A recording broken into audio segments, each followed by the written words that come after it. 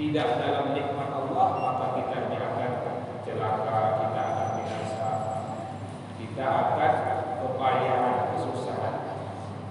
1 menit saja jantung kita ini dihentikan oleh Allah, tidak berfungsi, maka akan binasa. 1 menit saja Allah Subhanahu wa taala hilangkan nikmat oksigen, tiba-tiba Allah Subhanahu wa taala tidak beri kita oksigen 1 menit, maka kita akan binasa. 1 menit saja kita ini tidak dijaga oleh Allah Subhanahu wa taala, maka segala sesuatu bisa membahagiakan kita.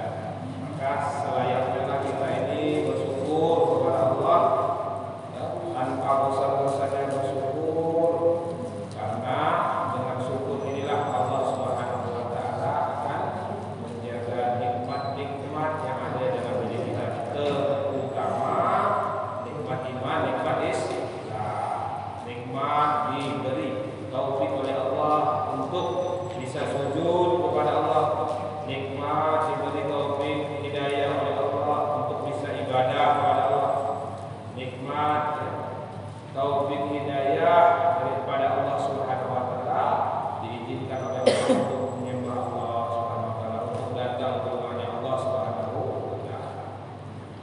Sholawat serta salam tidak lupa kita haturkan kepada junjungan kita Nabi Agung, Nabi besar, Nabi Muhammad sallallahu alaihi wasallam. Mudah-mudahan senantiasa kita ini mendapatkan barokahnya baginda Nabi sallallahu alaihi wasallam dan diberi syafaatnya baginda Rasulullah sallallahu alaihi wasallam. Ini dari Allah Subhanahu wa taala, insyaallah kita akan melanjutkan pembahasan kita yang kemarin. Kemarin kita telah membahas mengenai sunnah-sunnah dalam sholat.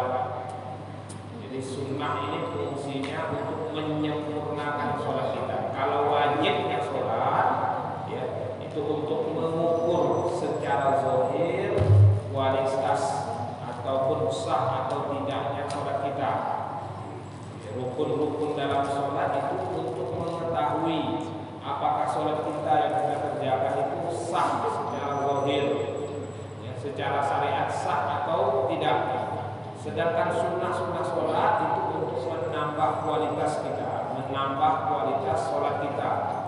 Semakin banyak sunnah-sunnah yang kita kerjakan dalam sholat, maka semakin mendekati sempurna, atau mungkin semakin sempurna sholat yang kita kerjakan.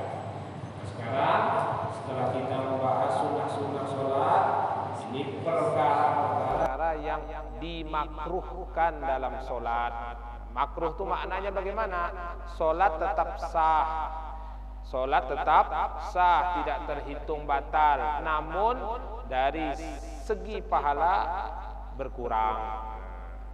Tidak sesempurna kalau kita tidak mengerjakan makruh. Maka makruh itu adalah perkara secara definisi yang kalau kita tinggalkan malah kita dapat pahala, tapi kalau kita kerjakan tidak berdosa. Namun ya, kalau secara maknawinya makruh itu adalah perkara yang tidak disukai. Siapa yang tidak menyukai? Ya Allah. Maka yang paling baik makruh ini kalau bisa dihindarkan, walaupun tidak membatalkan sholat, kita usahakan kita tinggalkan, kita hindari. Kecuali dalam keadaan betul-betul kepepet mendesak, nah, itu ya tidak ada pilihan lain, ya tidak masalah karena tidak sampai membatalkan sholat. Tapi kalau bisa dihindari, bisa ditinggalkan, ditinggalkan, karena itu akan menambah pahala. Perkara yang apabila kita tinggalkan malah mendapat pahala, itulah namanya makruh. Nah, ini kita akan sedikit membacakan perkara-perkara yang makruh ya, ataupun yang lebih baik ditinggalkan, yang tidak disukai di dalam sholat. Makruh dalam sholat itu terbagi kepada beberapa kriteria. Ada makruh dari segi tempat, makruh dari segi keadaan, ya. Jadi ada beberapa jenis makruh dalam sholat. Nah, ini insyaallah kita akan bacakan makruh,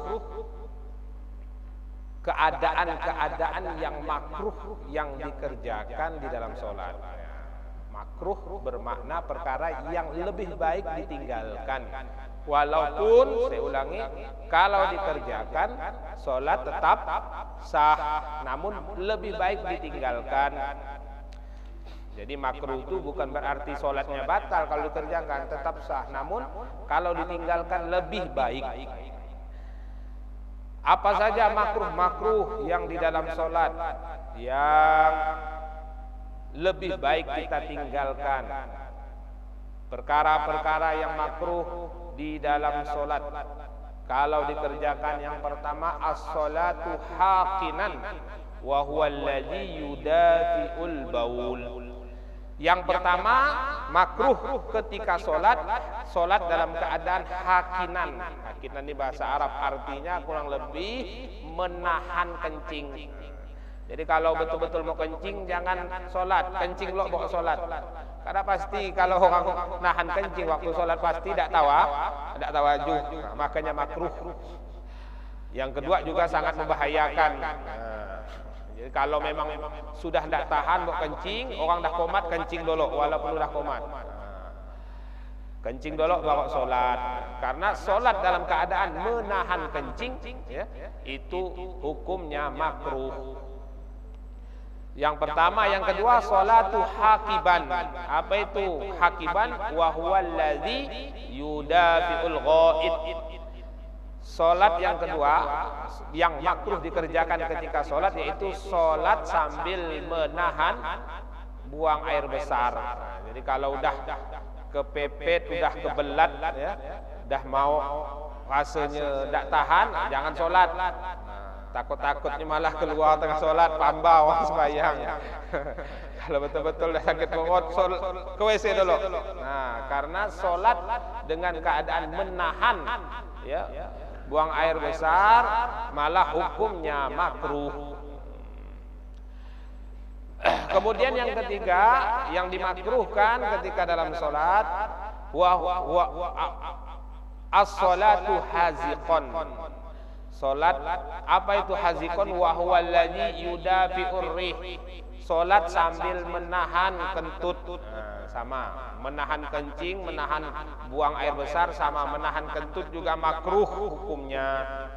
Jadi kalau betul-betul udah pas mau keluar, dikeluarkan dulu, wudu, kemudian baru sholat. Nah, jangan ditahan-tahan. Takut-takutnya tengah ruku, tengah sujud, benda keluar, orang di belakangnya pambah, hilang itu mau sholat. Jangan sampai sholat dalam keadaan menahan yang namanya kentut. Yang keempat, makruh-makruh yang dikerjakan ketika sholat adalah as-sholatu haqiman wa huwa alladhi yudafi'ul baul wal ghaid. Wal khamis as-sholatu ta'iqan lit-ta'am al-hadir in wasi al-waqt. Yang selanjutnya yang dimakruhkan bagi orang yang sholat, ya, makruh ketika sholat, makruh, ya, dikerjakan bagi orang yang mau sholat, yaitu sholat ta'iqon lit-ta'am. Apa itu ta'iqon lit-ta'am? Sholat dalam keadaan ya makanan udah disiapkan in wasi al waqti. Jadi misalnya istri kita menyiapkan makanan, orang pun ajan. Mana nih kalau pergi sembahyang maka terbayang-bayang. Kalau sembahyang, kalau makan maka ketinggalan. Mana yang didulukan? Makan dulu atau sholat dulu? In wasi al waqti. Kalau waktu masih luas, masih panjang, maka makan dulu. Kalau udah disiapkan, maka kalau bagi istri, kalau bisa jangan dekat-dekat ajan menyiapkan makan. Kalau mau menyiapkan makan habis selesai sholat sekali, karena membuat para suami jadi bimbang. Mau pergi ke masjid, makanan udah siap. Takut terbayang-bayang di sembahyang, ya. Pergi sayur tu masih panas, sayur sempedas, ya, sambal belacan, habis nyangkol ya, lapar, makan udah siap. Jadi kalau waktu masih luas maka makan. Kok sholat makruh malah. Makan dulu, selesai makan baru sholat. Kalau waktu masih luas dan masih bisa menemukan jemaah. Tapi kalau seandainya makan kok, kalau dia selesai makan tidak menemukan jamaah maka sholat dulu. Tapi solusinya yang paling baik kalau bisa jangan menyiapkan makanan kalau sudah mau dekat azan.